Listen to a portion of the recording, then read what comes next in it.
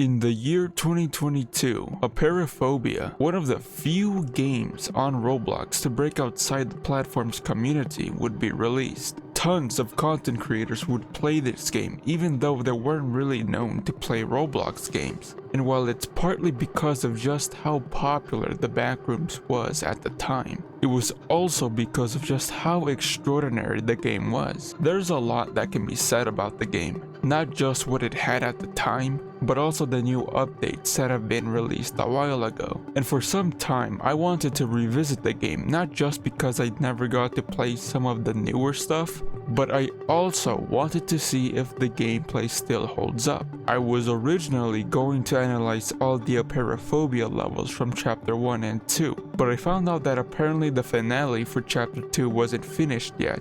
So for now, I'm going to talk about, break down, and analyze every level in Apeirophobia chapter 1. The game opens with a rendition of King Pixels' first backrooms video, where you fall through the floor and end up surrounded by the endless yellow wallpaper. It cannot be understated just how well the developers established the tone of the game with every level. It recreates the same uncanniness that you can find in other iterations of the backrooms. As you begin to walk, it's deathly silent, but occasionally, the silence is broken by the flicker of lights, and also a whistle, even though you're alone. It's such a great tension builder, and around the map you can find arrows drawn on the walls leading you to where you need to go. And you'll also randomly encounter these creepy smile stick figures that jump scare you. They don't do any damage, they're just there to scare you. Regardless, you end up finding the square hole in the wall and climb through. But if you were to stay around long enough, you'll find out what's been stalking you the entire time.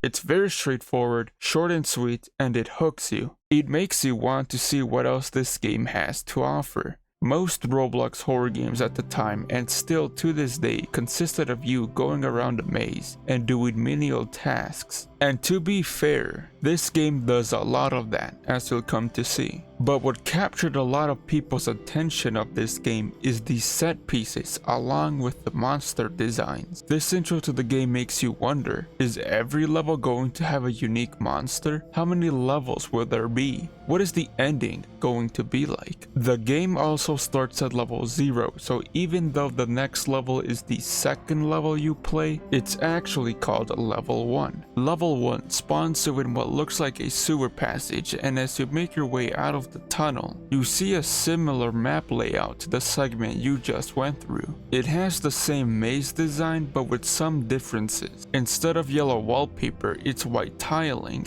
and the floor has some unevenness to it, with some areas being partially flooded. The whole area also has a different color palette thanks to the blue fluorescent lights. You can see a note on the wall that tells you what you need to do, telling you to go around and find 6 valves. Again, the atmosphere of these levels is incredible. It's very similar to the yellow wallpaper segment in that it all feels very uncanny. The blue lights don't really illuminate that well. Unlike the previous portion where everything was brightly lit, there's a lot of dark corners that you can find yourself in. It makes you feel uneasy and you can see a lot of open space, but there's still plenty of tight corners. Room for something to be hiding in. The map is pretty small, which makes finding the valves easy, but it also means you're more than likely to find out you're not alone. Now the monster is a bit less threatening from the last one. For one, it's a lot slower, and it's basically just a big starfish, but it works for this bit. Once you find all 6 valves, you'll go through a previously locked door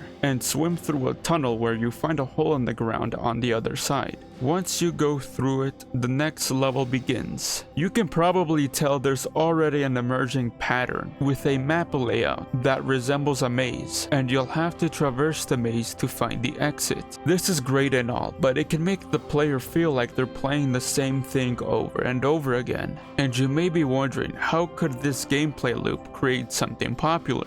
Well, you'll see in the later levels exactly how and what made this game as popular as it was. Level 2 begins with you in an area that looks very similar to the yellow wallpaper level, and it almost fools you into thinking you got sent back to the beginning. But as you move up some stairs, you'll see you're in a completely new area. This part doesn't follow the example of the last two levels, but rather it acts as a quick break from the action, and it's also a moment where the game can lean more into the subliminal spaces portion of the backrooms. This won't be the last section like this, and I think it's kind of cool seeing these show up, because it has you worried at first that the level might have a threat to worry about, until you see the exit. Anyways, you find the end of the level in the form of a cliff that you jump off of. Then the third level begins. The third level has you set up in an abandoned office. You can find a fire exit with writing on the side that says "this way," but the door doesn't open, and you can find a note that basically tries to tell you that the entity on this level can hear but can't see.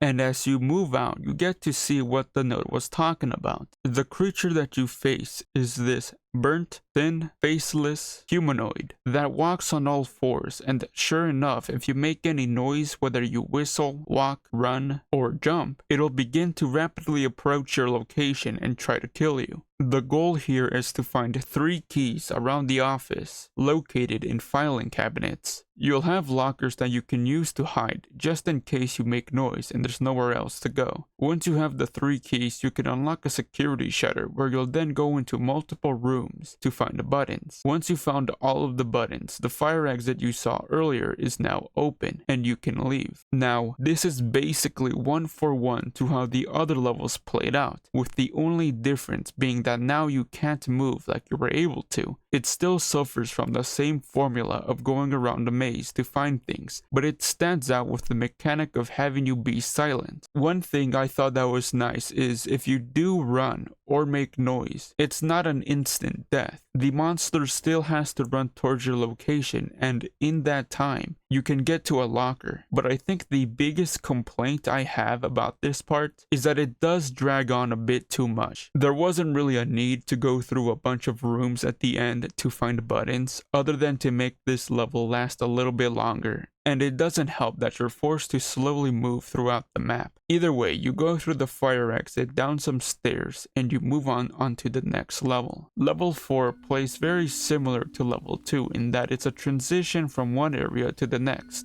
There's no monster or puzzle to solve, it's only you moving forward till you reach the next stage. I just want to make a note of just how much this game has changed graphically. Here's the footage of this level when I first played it in 2022, and here's the footage of the same level when I played it a few days ago. It's honestly astonishing how much the game has changed. But something to keep in mind is that these old graphics from 2022 were pretty for its time. Nothing looked out of place, and it was just simply well put together. The old graphics may look like nothing now, but it was another reason why people liked the game. Maps weren't just blindly put together. They were made to feel like subliminal spaces, which is important for a backrooms game. Level 5, or the cave system, has you navigate through a dark cave system as the name implies. The timing of this level is great. Up to this point, you've played through levels that didn't really give you any trouble seeing what was in the general vicinity around you, but here it's pitch black and it sets the mood of impending doom. I think here's a good place to talk about what I think brought Apeirophobia so much fame, and it's that the game is essentially a collection of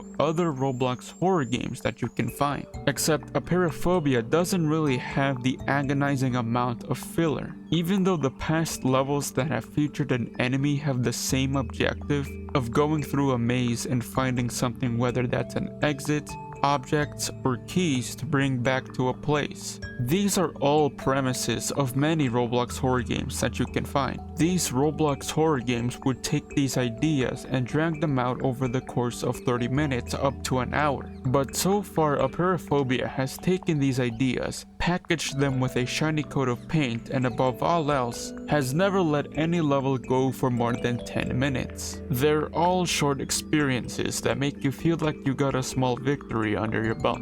This level we're on is a great example of this formula. You have your map that is distinct from the rest of the levels, with a monster that changes how you're supposed to approach the level. In this case, you're navigating through a cave system in complete darkness, with a mimic. This mimic will take on the form of anybody it kills. That alone is enough for somebody to make a standalone Roblox horror game, and yet here it's a short experience of many to come. It simply takes the parts that people want to see and puts them front and center for you to play with, and it works great. After some wandering, you find the exit and move on to the next part. Level 6. This is where the game goes into a full-on action sequence. The game gives you almost no breathing room from the last level and wakes you right up. You're being chased by this monster into seemingly endless hallways that have obstacles in your way. No longer are you going at your own pace, but rather it's a full-on sprint to the finish line. I actually really like this level. It has you tensed up and you can hear the monster behind you getting closer and closer. Every time you take a wrong turn or get stuck on something, it has you in a panic. And again, everything that made Apeirophobia so popular is present. It has a map design that stands out from the rest,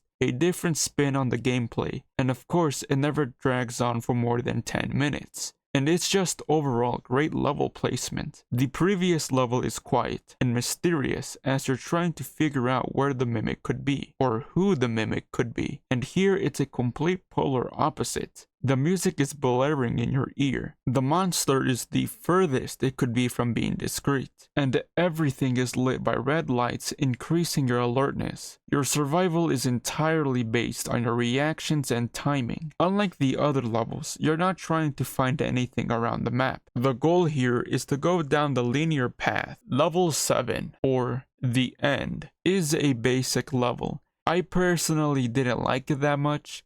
It's mainly a puzzle level that has you figure out the code to unlock a door. There's no entities you have to worry about, and to be fair, we did go through a very intense level, so this is a nice change of pace. This section takes place in a library with nothing really out of the ordinary, and later you go through some vents before reaching another puzzle room. After that, there's even more vents and you unlock a gate where you are teleported to the next level. When you play this level for the first time, it can take a while to realize what you need to do, and because of that, this level actually takes a decent amount of time to complete. Either way, it's time to talk about the next stage. The 8th level, or Lights Out, the first level that had me and a friend freaked out a little. I've since then lost the recording when we first played it, but you should have seen our reactions. The level setting is as basic as it can get. It's white walls with no texture, and of course it's a maze where it's dark, with some portions being illuminated by the white fluorescent lights. As you can guess, there's a monster in the maze with you, but what really made this level special is the ambiance. It's quiet, but what's great is that the silence is broken by this.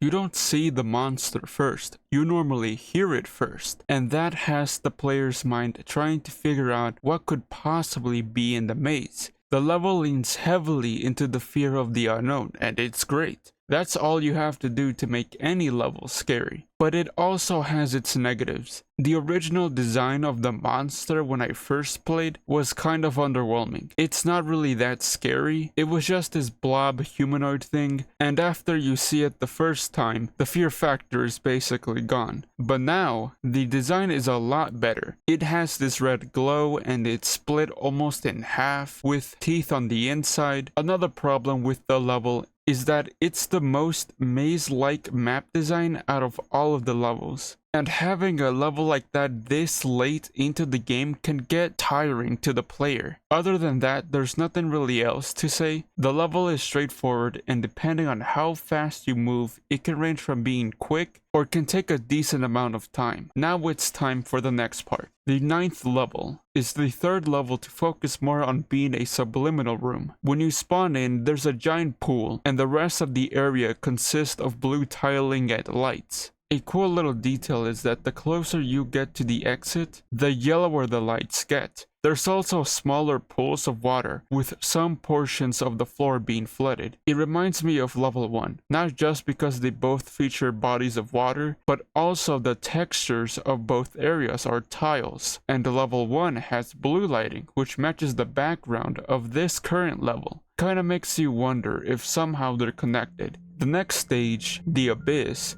is set in a very large parking lot in the rain. Now, I've been fairly positive so far, with some critiques about individual levels like monster design or some levels feeling longer than they have to be, but this level might have all of the negatives of Apeirophobia that you can think of. The goal of this part is to find keys around the map and to go to a door that is locked in one of the corners of the map. However, the key you found only corresponds to one of the doors, and there are 4 doors in total, one for each corner. You have to basically run in a giant circle looking for the lock that your key opens, and guess what? Only one of the doors lead to the next level, meaning 3 of the 4 doors just don't lead anywhere, meaning you have to go and explore the map to find a key. Then after you find said key, you have to literally go in a circle around the map, trying all the doors until you find the door that works for your key, and then you have to hope that that door you unlock isn't a fake,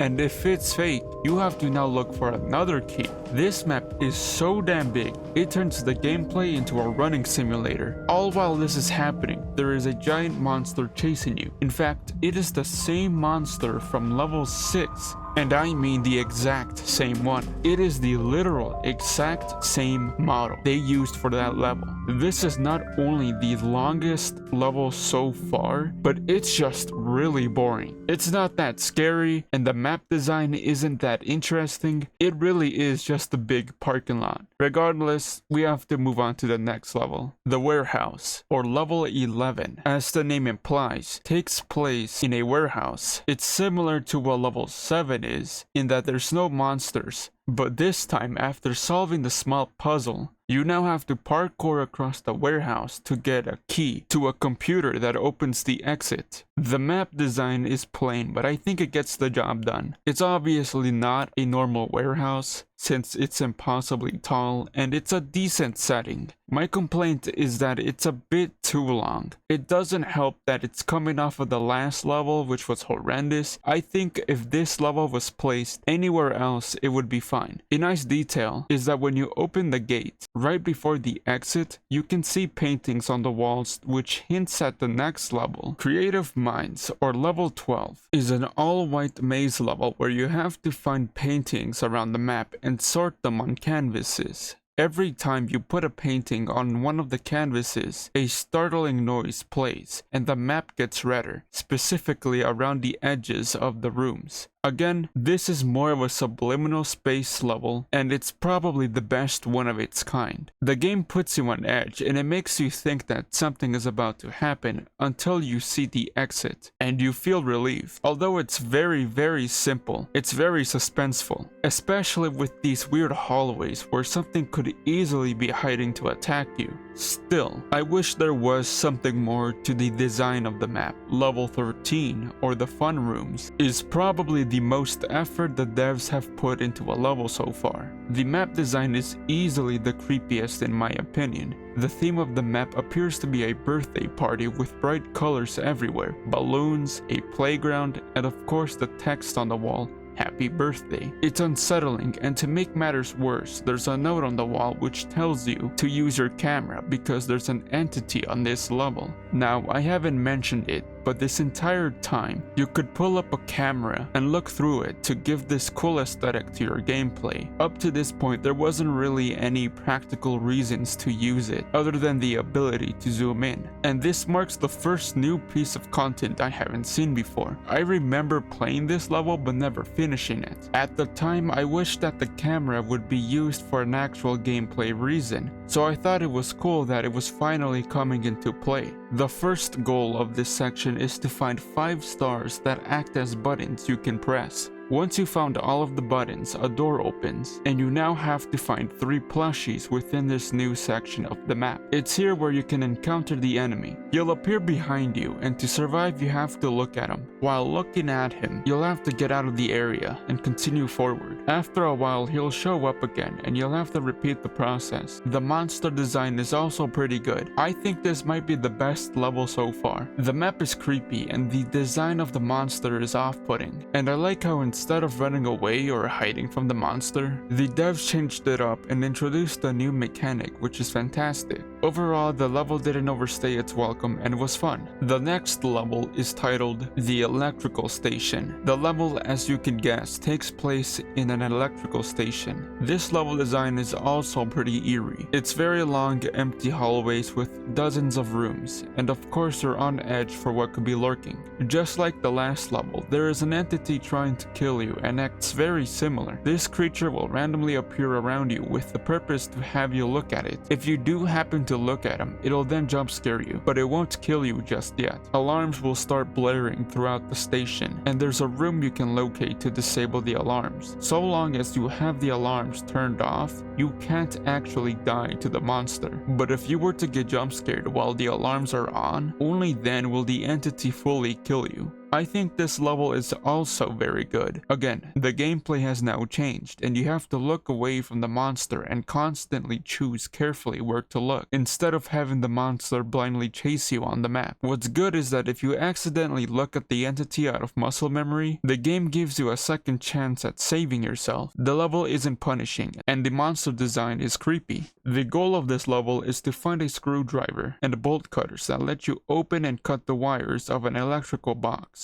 After that, you can use a computer to unlock the exit to finish this section. This also now marks the third to last level in Chapter 1, with 2 more levels after this. The second last level of Chapter 1 is called The Ocean of the Final Frontier, and it spawns you somewhere up high on what I think is a construction site. You'll drop down layer by layer of the building through holes in the ground and traverse the area in the same manner as the warehouse earlier, with some minimal parkour, and you can see a dam in front of you. As you get close to the dam, a giant humanoid thing is revealed to have been resting nearby. He'll start to look around before getting up and moving away. You continue exploring the area until you see a lifeboat which allows you to fix its burning engine, and you'll leave from the shore with the giant humanoid still visible in the distance. And right when you think you're safe, another giant appears from the bottom of the ocean next to you. Your engine will break down and you'll have to quickly repair it before the giant destroys your boat. After that, a small landmass can be seen with a building. Inside, there's multiple decayed mannequins with an electrical box on each floor of the building for you to fix. On the final floor, there's a hole for you to jump down to proceed to the next level. This section might have the best atmosphere of the entire game. Everything around you is way bigger than you. There's a sense of grand scale to the environment with the giant dam, or the ocean and the fog around you. It leans into megalophobia, or the fear of large objects, and of course, megalohydrothalassophobia, which is the fear of large underwater objects, including massive creatures. The building you go into is absolutely ghastly, and the more you pay attention to the room, the more grim it gets. It's a shame that we didn't get to go up against any real entities, since the giant that attacks your boat is a one-time thing and doesn't do anything else after that. It would have been great if maybe the mannequins tried to kill you if you didn't look at them, or something else to make the level more interesting. And so, we've arrived at the final level in Chapter 1, Crumbling Memory. As you begin to move around, you can see that the map is basically level 0, except now some portions of the level are completely blacked out, and the area is no longer as brightly lit as it once was. Just like in the beginning, there's arrows pointing to where you need to go. The objective here is to find 3 items: a gas can, matches, and a bear trap. The arrows will lead you to these items, and once you have them all, you'll place the bear trap at the center of the map, where you'll have to lure the entity to you. The monster on this level looks to be the same from level 1, except now he has a black substance growing on its body. It'll work the same as before, with it walking around, and if you're close, it'll try to kill you. Once you've lured it to the bear trap, a cutscene will play where it can be seen chasing you, and as it lands on the bear trap, you pull a lever that traps it with a cage. With it now captured, you proceed to burn it. I thought this level was fine. I didn't think we would revisit a level at all, and having it destroyed was a good idea, so it wasn't just a complete copy and paste. Even if the monster is the same as the original level, they added a new mechanic to keep things new. The monster will slowly walk towards you every time you pick up a new item,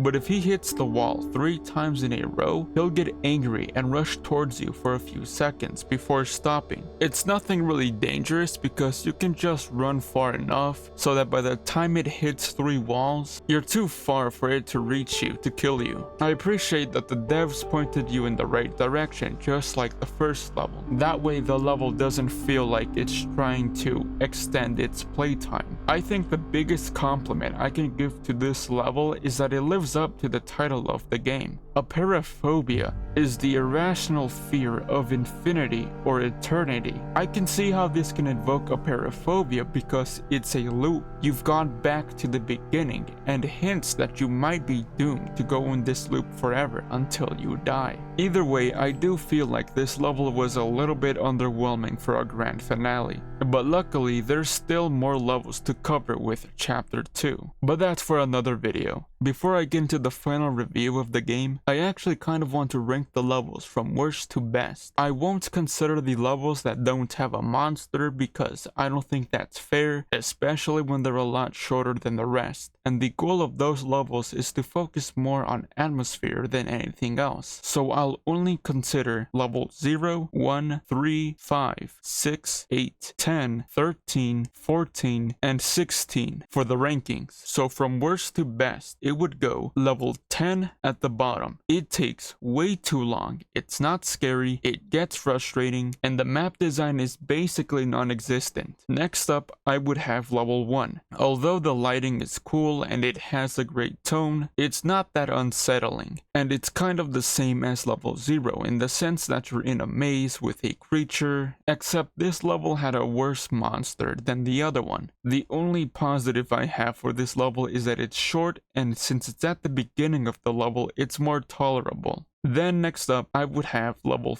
5 on the ranking. I think the setting is great for causing claustrophobia, and the idea of a skinwalker hunting you down is a nice change in enemy types. However, there's nothing really else about it that would place it above the rest. It's fairly easy to beat the level, and the skinwalker isn't really that much of a threat to you. It kind of just wanders around and occasionally it'll lock onto you, but you can just sprint to the exit by hugging the left wall. Next, at number 7 is level 3. The concept of having to be silent is great, and the monster design is eerie. My only problem is that it takes way too long to beat this level, and that final part of finding buttons is absolutely ridiculous. Honestly, level 1, 5, and 3 are interchangeable within the rankings, but I'll give level 3 the higher ranking only because it has an actual change in the gameplay. It just sucks that it also serves as a time waster. At 5th place, I have level 8. What places this so high is because from my experience playing it,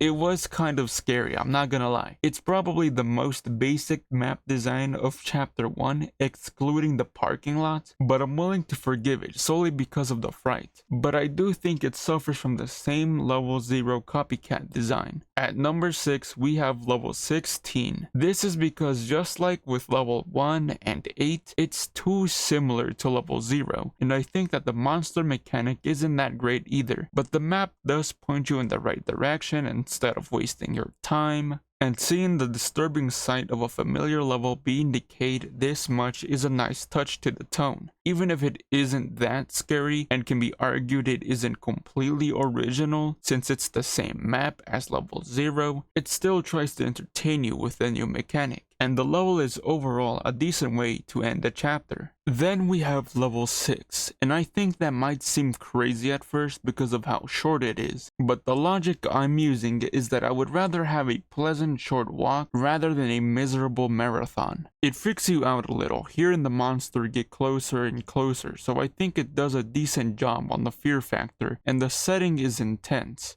I would say this is the first level that I would consider to be great. Starting the top 3, I have level 0. I think the reason why it's so high up on the list is because not only does it benefit from being the first level in the entire game, so it didn't have to worry about copying other parts of this game, but it also didn't try to waste your time. Even though it was a maze, it had arrows pointing to where you needed to go. At number 2, it's level 14. This level not only had an interesting mechanic to avoid dying to the monster, but it also had another game mechanic in the form of the alarms. The map design stands out, and while I think it was a little bit too long, it made up for it by having you on the edge. This means that the best level in chapter 1, in my opinion, is the fun rooms, or level 13. It's kind of self-explanatory. The look of the map is awesome. It's the only level that has you use your camera as part of the gameplay,